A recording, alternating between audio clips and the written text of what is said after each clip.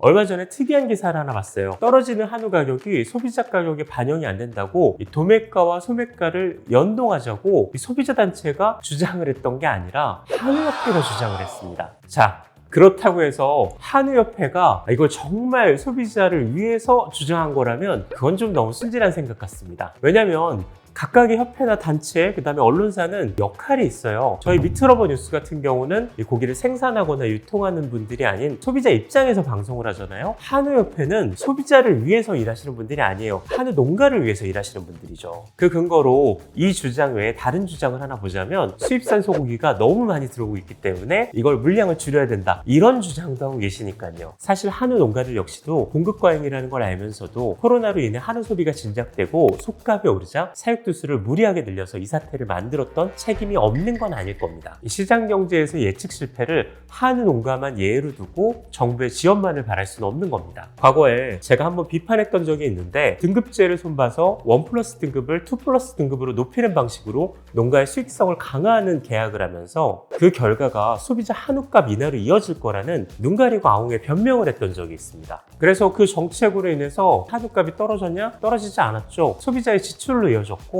결과적으로 미국산 수입 고기가 역대 최대 물량으로 수입되고 있는 게 현실입니다. 그런데 이제 와서 다시 미국산 수입을 통제하자?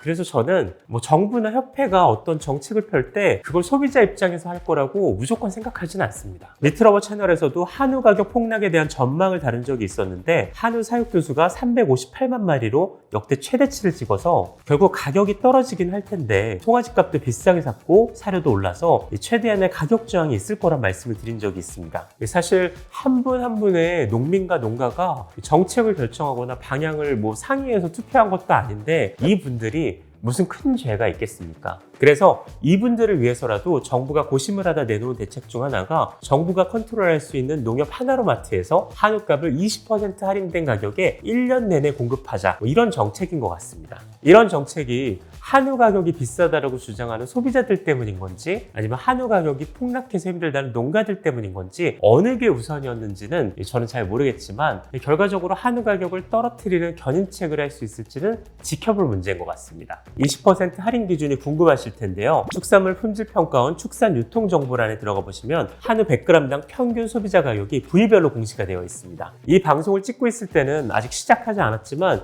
기준을 얼마든지 볼 수 있는 거니까 한번 살펴볼까요? 최근 7일치에 1등급 등심 기준의 평균 가격은 100g당 9,282원이었습니다. 오늘자 하나로마트의 1등급 등심 가격은 1,980원으로 전국 평균가보다 높았는데 이게 생각보다 높다고 할 수 있는 게 경쟁사인 이마트의 1+ 등심은 100g당 1,380원으로 하나로마트의 1등급보다도 가격이 저렴했습니다. 대형마트도 행사를 시작했고 행사를 또 상시로 자주 하는 편이라서 얼마나 대조했을 때 저렴할지 한번 지켜볼 문제가 있습니다. 그리고 인터넷 정육점들이 많이 있잖아요. 이 정육점들은 이미 설 연휴가 끝난 후부터 많이 할인에 들어갔어요. 그러니까 20%가 아니라 30% 정도 할인된 가격으로 판매하는 곳도 있을 정도로 이미 경쟁이 치열한 상태입니다. 말 나온 김에 할인이 시작되는 시점에서 농협 하나로마트에 가서 보고 대형마트하고 가격을 비교해서 여러분한테 직접 보여드리도록 하겠습니다.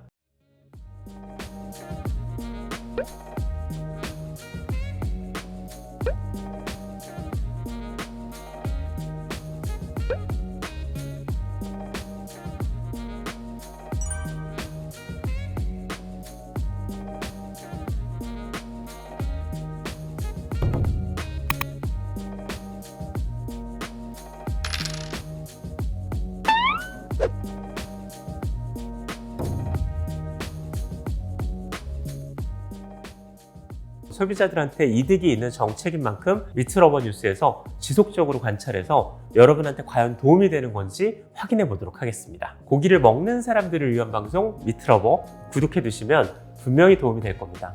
감사합니다.